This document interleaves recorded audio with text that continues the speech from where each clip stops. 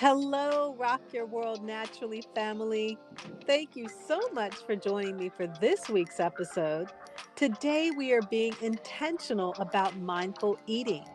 1 Corinthians 10:31 shares, so whether you eat or drink or whatever you do it all for the glory of God. Not only is what we're eating important, but how we're eating is just as important.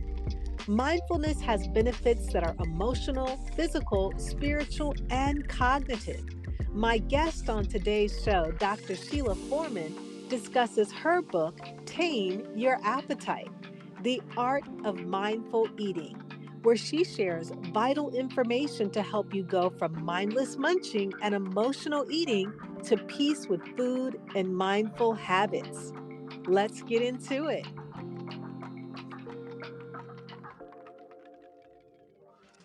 When it comes to women's health, there's an overwhelming amount of information out there, and honestly, it can be quite confusing. Diets, fads, trends, which one is right? What if I told you the answers to optimal health can be found in one of the most ancient medical books ever written, the Bible? If you're ready to take the guesswork out of living a healthier life, you're in the right place. Welcome to the Rock Your World Naturally show. I'm Rekishia McMillan, honorably retired Air Force veteran, certified health coach, and award-winning author. After years of trying to recover my health the world's way, I was still sick, depressed, and had no energy. Finally, I surrendered to God, and He showed me in the Bible how to recover my health, and it rocked my world naturally. My calling is to help women who are struggling and burnout to have more energy and lose weight by using God's prescription for physical, mental, and spiritual health. If you're ready to experience extraordinary health, grab your favorite herbal tea or power smoothie, and let's get ready to rock your world naturally. In her book, Something Beautiful for God, Mother Teresa wrote, "We need to find God, and He cannot be found in noise and restlessness. God is the friend of silence. See how nature, trees, flowers, grass grows in silence? See the stars, the moon, and the sun, and how they move in silence.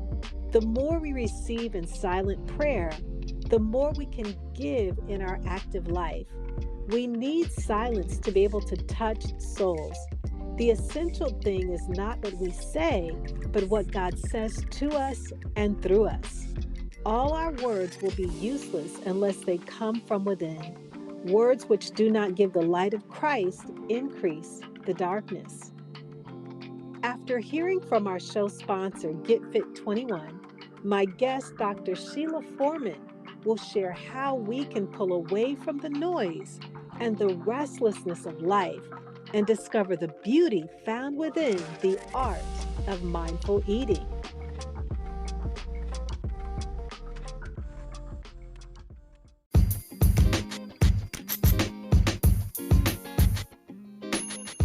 Ladies, spring has arrived, and you know what that means. It's time to shed those unwanted winter pounds and get into shape for the summer. That's why I'm personally inviting you to be a part of my next live Get Fit 21 health group, Spring It On, which kicks off on April the 15th. Get Fit 21 is a medically endorsed educational and accountability program to help you achieve and maintain a lifelong healthy weight, blood sugar, cholesterol, blood pressure, and a positive mindset. More than 35,000 people have experienced dramatic and positive results. You can go to my website, rekishiamcmillan.com, and send me a message to let me know that you'd like to be a part of this month's group. I'll also include the link in my show notes. I would love to personally coach you and help you spring into a healthy and happier lifestyle.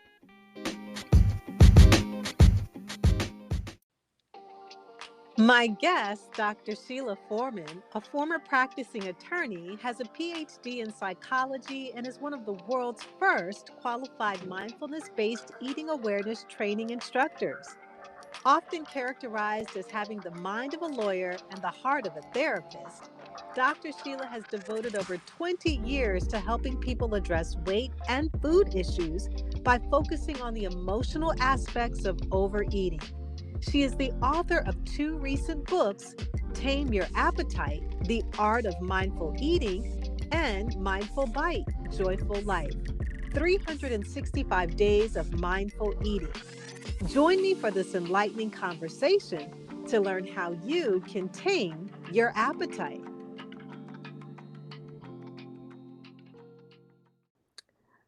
Thank you so much to all of those who are listening in to our show today. I'm so looking forward to our conversation. And eating is a large part of our lives, morning, noon, and night.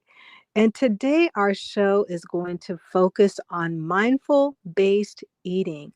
And I'm so excited to have with us on the show today Dr. Sheila Forman, who is a mindfulness based eating awareness training instructor. And so, thank you so much, Dr. Forman, for being on the show today. So, welcome. Well, thank you so much for having me. Talking about mindful eating is my favorite thing to do. So I'm delighted to be here. Wonderful. And so, for those of our listeners that are out there, Dr. Foreman, that may have never heard about mindful eating, what does that actually mean?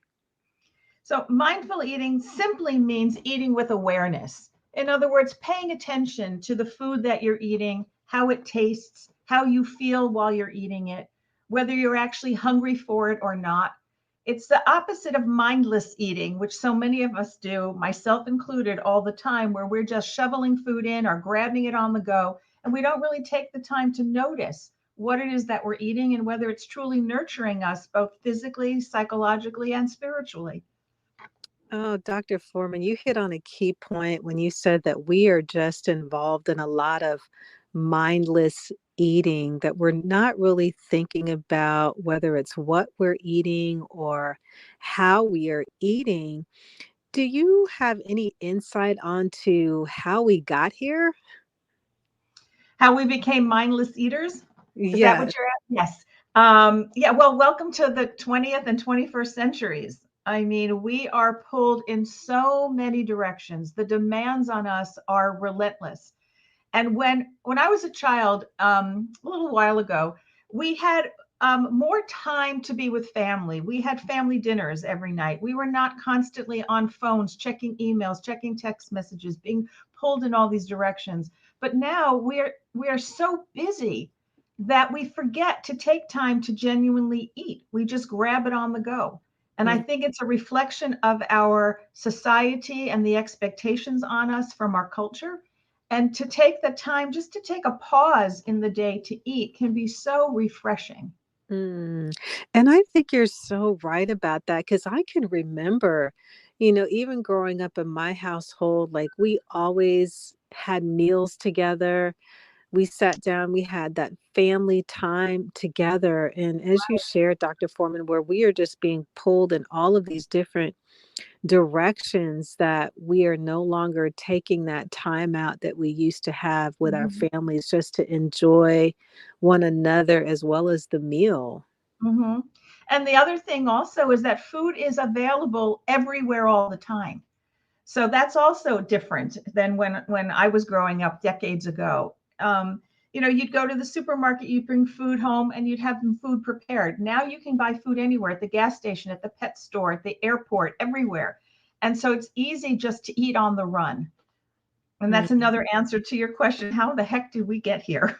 Yeah, so the convenience of food being Mhm. everywhere, the time Yep. constraints all play a factor in how we are actually eating. Yep. And so I know that I am very much looking forward to talking about your books, Dr. Foreman, particularly The Tame Your Appetite, The Art Mhm. of Mindful Eating. Can you share a little bit about your book and what that's about? Of course. So TAME is an acronym for the art of mindful eating, TAME. And it's all about learning how to slow down and pay attention. So I've broken it down into 5 steps. It's a 5-step approach to become a mindful eater. And believe it or not, the very first step is learning to meditate, to bring meditation and that moment of pause into our lives. And from there, we move on to the second step, which I call inner wisdom, which is learning to tune into your body, to recognize when your body is hungry, when it's full, what is satisfying to it.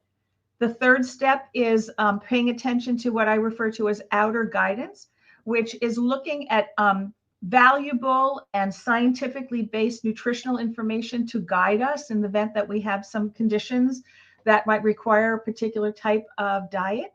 The fourth step is dealing with your life, with your emotions, without needing to lean into food as a coping mechanism.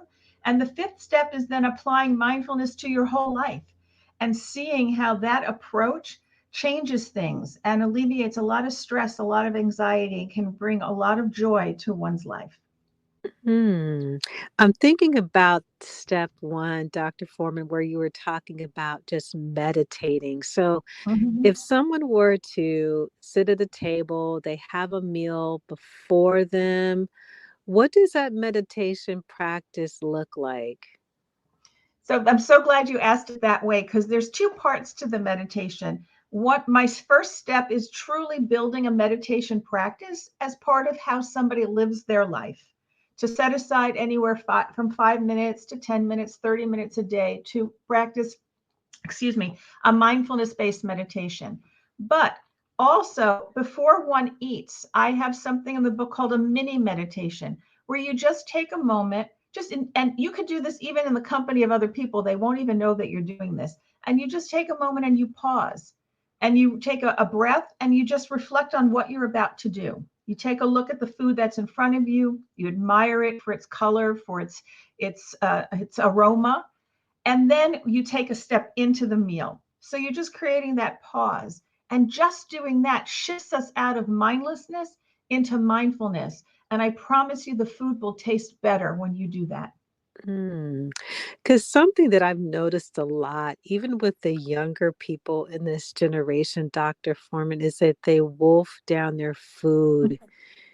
And it's like, did you taste it? Did you get a chance to even enjoy it? But it's just this rapidness of, I got to eat quickly. I've got things to do. I've got places to be. But Mm-hmm. by incorporating this meditation practice, it could really help to ground and center, all of our lives concerning food.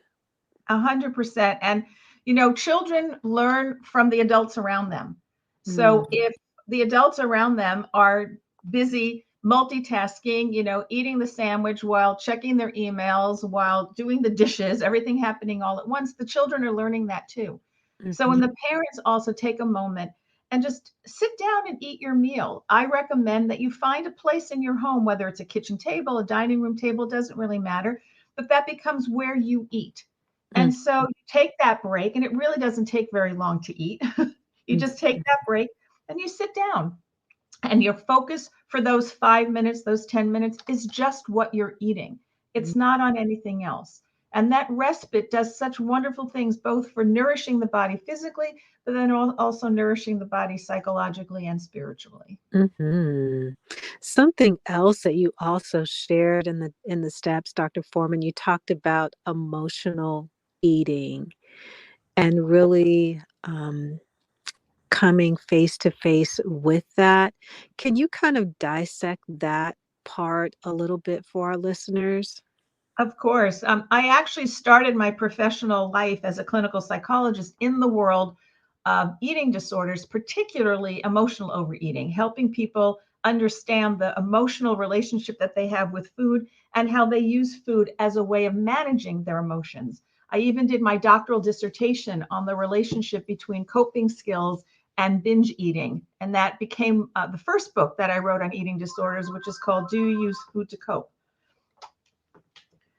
And emotional eating for me is any time that you're eating that is not related to your physical hunger. So you're upset about something and you reach for some chips, or you're exhausted and you want energy. So you pick up some, I don't know, you maybe pick up some cookies and you try to put just a little bit of sugar in your body. That's all emotional eating. It's really common. We all do it. I do it too, even though I'm the so-called expert. But when you pay attention to what you're doing and you choose to address your emotions in another way, to find other ways to deal with your emotions, then you don't have to eat over them. And for many people, emotional eating is the part that causes them to hold on to some extra weight. And so when they're able to get rid of the emotional eating part, a lot of that extra weight finally goes away. And I think that's so good that you mentioned that the correlation between emotional eating and the mindfulness that's there. We've got to peel back those layers of what may be eating at us emotionally so that we can have a healthy relationship with food. Right. And that's really what my books are about. It's about changing one's relationship with food so that you can enjoy it more, but it also has its proper place in our life, which is really about nutrition for the most part. It can be enjoyable, it can be a form of celebration and entertainment, but that should be the exception, not the rule. Hmm.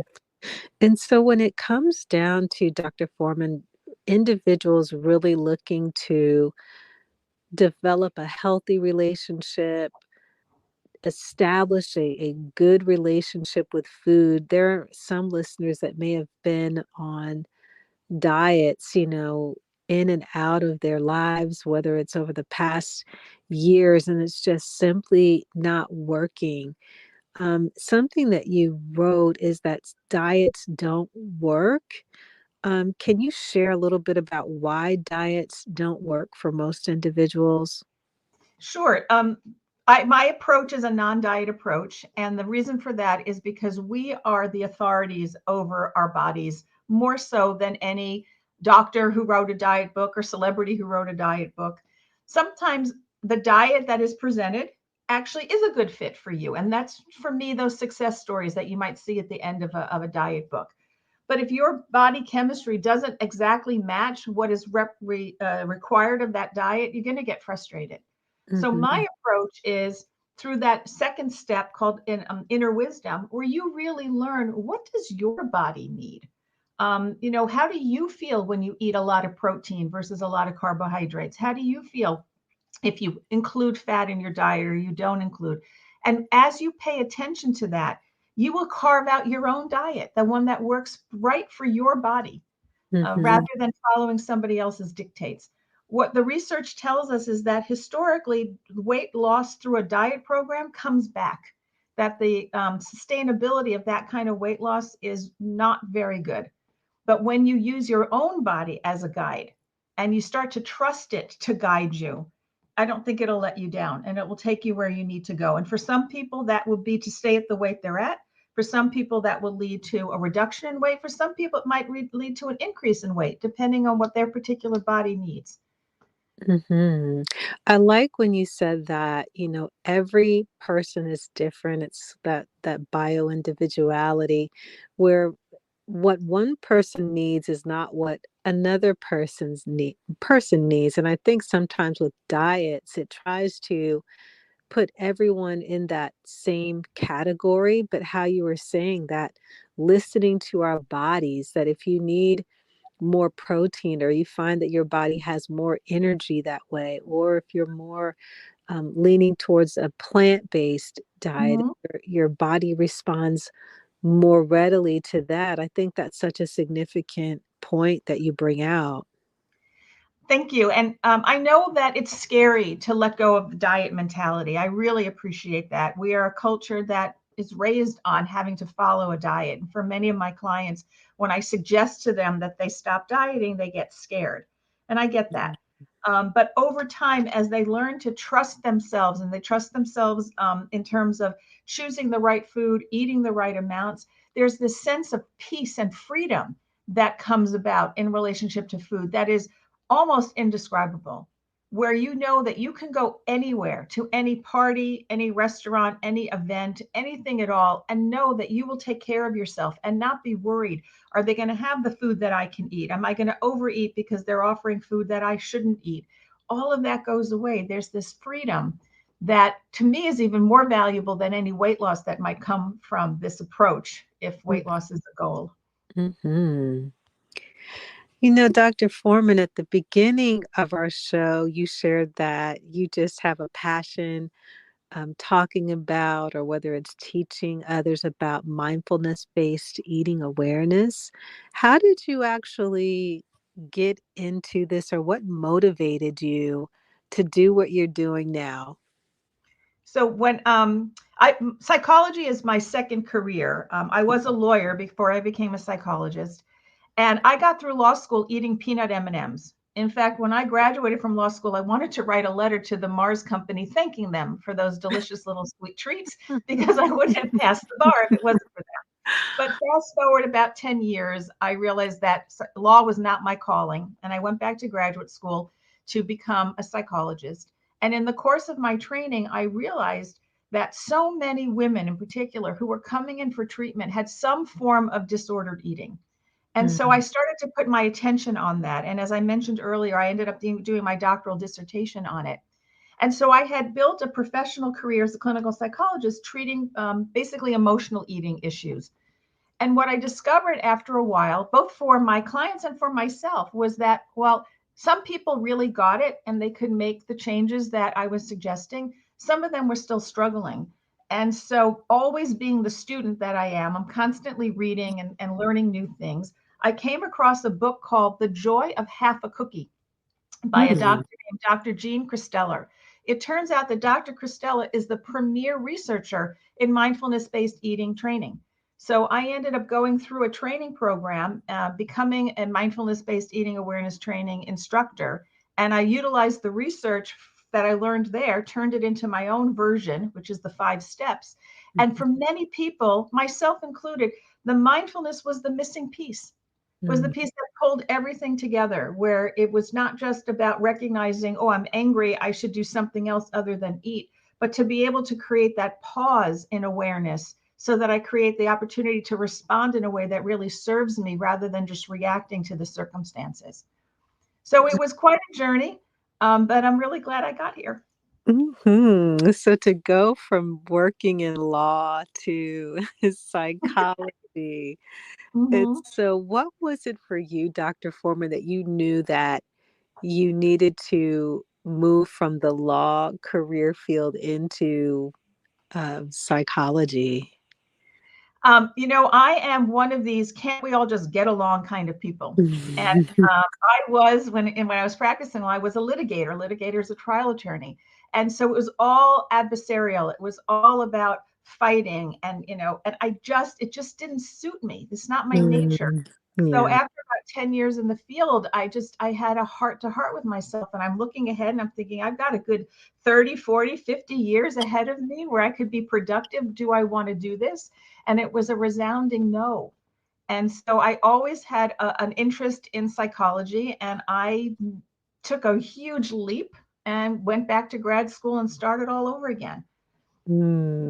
Wow. And that speaks to, you know, women who are listening on the show today, that maybe you're in that place where you're not quite feeling that you're supposed to be where you are, and just how Dr. Foreman just shared, she just took that leap of faith and felt that she should move in a different direction. And now, because of that, she's doing what she loves. She's written books and she's helping not only women, but people all over the world to heal their world and build a healthy relationship with food.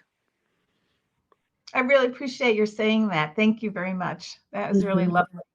Mm. I do. I also I'm a university level instructor, graduate and post, excuse me, college level and graduate, where I'm training up and coming mental health professionals, and my area of expertise is ethics and law.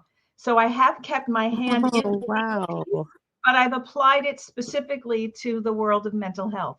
So the two kind of merged. It's the best of both worlds. I get to practice psychology, but I also get to teach some of the legal and ethical things to up and coming mental health professionals so that they can provide, from my point of view, the best service for the clients that they will be helping as they get licensed and move into the world.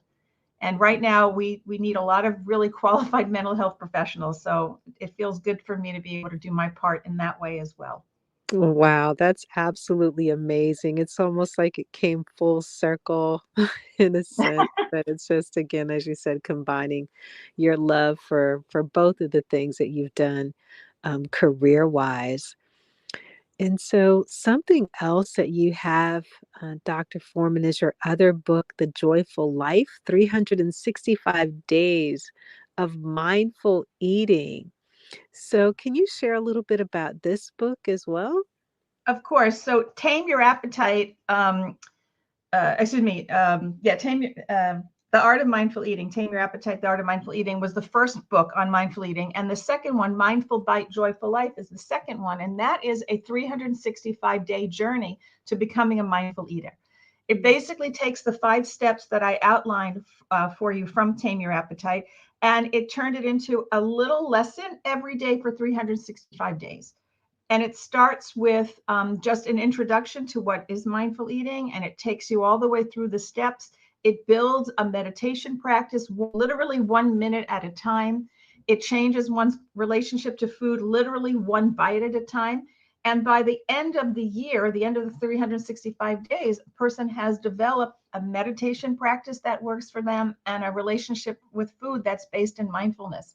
So, because it takes time to change a lifetime worth of habits. It's not going to happen in 5 weeks. Let's say you do the 5 steps in 5 weeks.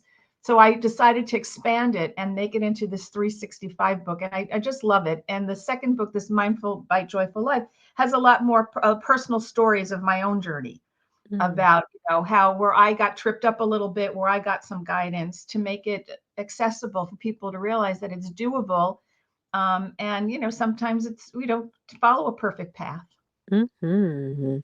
Yes, and so for those of you that are listening that want to take this journey into eating more mindfully, I want to encourage you to get Dr. Foreman's books. And I love the fact that it's 365 days. And as she shared, you can take one day at a time, one step at a time, in small bite size uh, chunks, as her title says, mindful bite, but just taking it one day at a time. And before you know it, before the year is out, you'll have created those healthy habits and changed your relationship with food. I actually include a bonus day for February 29th, just in case. There you go. So I cover it just for next year. It's going to be it's a leap year next year, so there's a February 29th entry in there also. So there's a little, just a short little lesson followed by a an exercise to do for the day, and then a journal question, because I find that writing, journaling is a really Mm, profound way to incorporate change. So mm, each day has a little lesson, a journal question, and then a little homework assignment like meditate for a minute or eat 1 bite of food mindfully. And then it builds as the year goes on. I love that. I love that. And so, for those that are listening, Dr. Foreman, and they're thinking, okay, I want to go deeper with the mindfulness eating, or whether it's to get your books or to work with you, where can they find you out there on the web? So the website that houses all of my mindful eating work is called Tame Your Appetite. So it's tameyourappetite.com. And on there is access to, you can get the books there. I also have quite a lot of self-study material. I have short video programs where people can take a video class. I have some extended classes that are also available as self-study. And then I have coaching programs. So people can take a look at the website, and depending on what appeals to them, they can reach out to me and I can guide them as to what might be their best next step, whether it's working with me one-on-one or doing one of the home study that they can go at their own pace. Wonderful. And for those of you that are listening, I'm also going to include Dr. Foreman's links in our show notes for today, so that you can again take a look at what she has to offer and get the support that you need to begin eating more mindfully.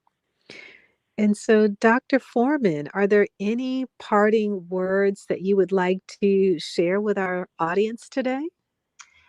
Yes, one last comment, and that is to be patient with yourself if you are trying to change your relationship with food.